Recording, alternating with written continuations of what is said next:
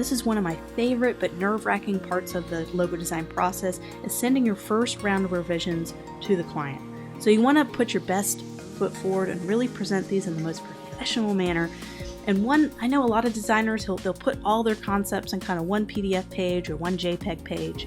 And I find that clients, and especially ad agencies that I've worked with, or larger kind of clients that I work with, they prefer to kind of see one concept per page. That was kind of what they like to see. So I'm really encouraging you to not put multiple concepts on one page. You could put different iterations or different versions of the same concept on the page, but really presenting a concept one page at a time, whether you send them a multiple page PDF or you send them 3 separate JPEGs. However you want to do it, I find a PDF is a little bit more professional of a format, so they don't have to download 3 JPEGs and figure out which one was first. You get to present them in the right order as a PDF. So that's what we're going to do in this class. So we have our 3 different pages, and I need to figure out which one I think should lead first, which is the one I think is the strongest, and the last one will probably be the one that I think is the weakest. And a lot of times you'll have 20 different versions, and this is when you really need to narrow it down to 3. No more than 3 concepts, but you can have multiple versions of the same concept, because you never want to overwhelm a client with a lot of different ideas, because I think it makes you look a little less professional as a designer when you're just throwing out ideas. You're not kind of fine-tuning those ideas for them and really helping them pick what's going to be the best for their company. So that's where you can elevate kind of how you're viewed as a graphic designer, is picking out what you think is the strong concept and helping them narrow that down. You're the expert in this field, is finding out what's going to work best with their business, for their business. So let's start with the first page. Let's eliminate our little bad sketch, because that's pretty ugly. That was just a little help for us. So I want to put lots of spacing between these elements, a lot of spacing, lots of wide margin. You never want to make these so big that they overwhelm the page when they look at it on PDF. You want lots of white space. They want to be able to see. So right now this would probably be too much. You know, I know a lot of designers, they'll present a logo like this, and it just, wow, I feel like I can't digest the logo. The logos are too close. Just it feels gigantic, which is not how this logo is going to be. The logo is mostly going to be viewed, you know, maybe about this size. So just kind of practicing finding out what's the right presentation size. But that's probably what I would, if I were to present this is probably the amount of white space that I would present it in. It seems like a lot, but I think it really makes a logo viewed at the proper size, not too big, not too small. And I think it looks professional this way. So you can always pop into your grids and make sure you have the same spacing on the left and right, or you could just optically, like I do, just copy and paste a box, kind of shift it around. I know it's just kind of a way to do things quicker. There we go. We're still in rough concept mode.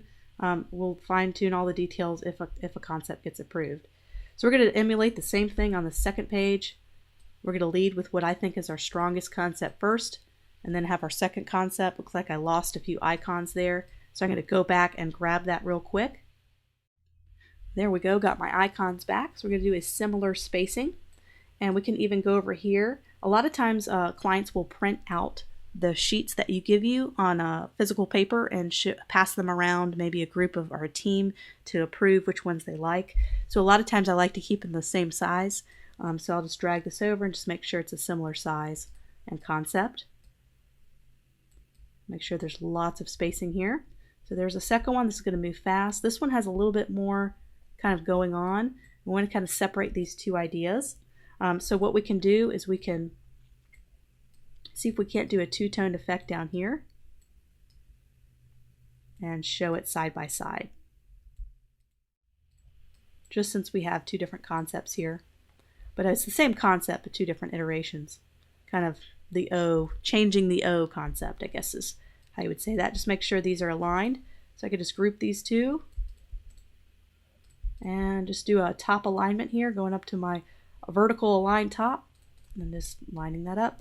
We could do it that way. We could even break this down and make it a 4th concept if we wanted to, because I think this is our strongest concept we have. It's our most safe version. We can lead with that at the top.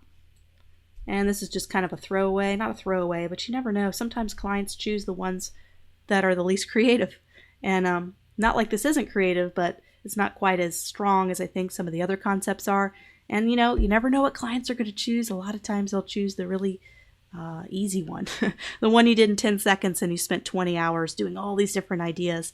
And just be prepared. They might disappoint you a little bit in their selection. You want them to choose the one you like the most, but sometimes that doesn't always work. So there we go, and we are ready to kind of export this as a PDF.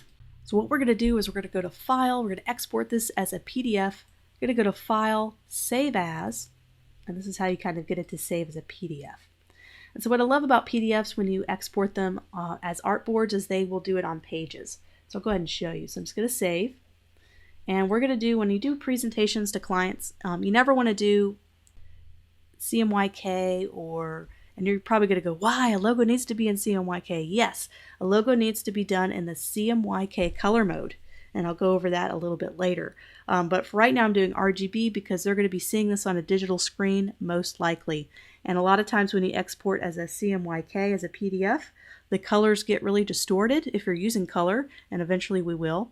But in this case we're not, but I like to keep in the habit of keeping it RGB mode and also exporting it as kind of a digital, which will keep it RGB mode. So we're going to do high quality print here as our setting.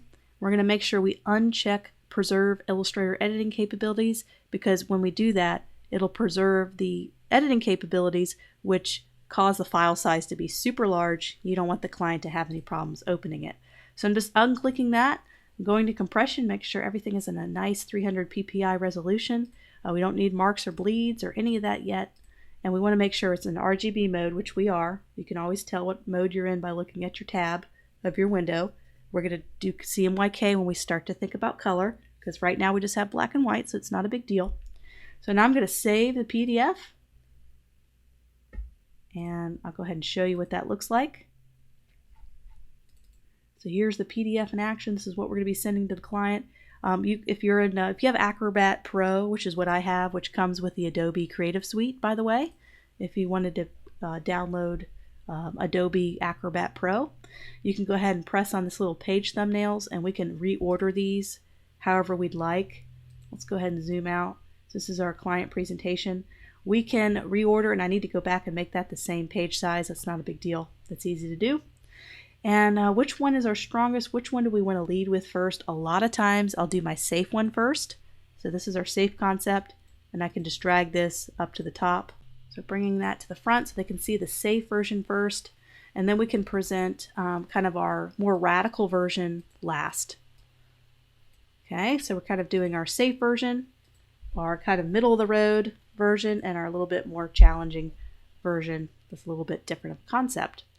So here we go. We could go ahead and save this, and we're ready to send it off and email it to the client and see kind of what their initial feedback is. I always have a nice paragraph of copy that I put in my email that says these logos are in black and white for a reason, and that's because we don't want to worry so much about color. We're really kind of focusing in on concepts at this point. And I'll do a couple sentences of each concept and why I came up with this concept, because I want to just not say, here's some logo designs, have fun.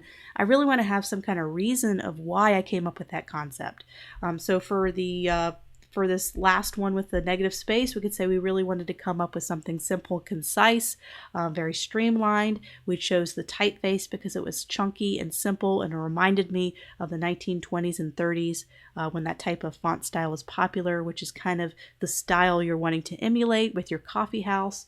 And just kind of going back to their branding and their mission statement and their target audience, and kind of letting them know the reasons why you chose maybe these icons. In this particular one, you chose the bean because it best represents everything. You chose the coffee mug because you feel like that's kind of more the mug that most of your target audience would like to drink out of. They love espresso and cold brew. We decided to put the espresso machine in there. There was a reason why you chose these things, and this is when you really explain to the client why you came up with your concept. And it goes so far to show the client that you're not just a logo designer, you're not just a graphic designer, you're more into the marketing space, you understand the business side of everything, you can command more money when you kind of act this way, when you kind of go that next step to tell them the branding side of things.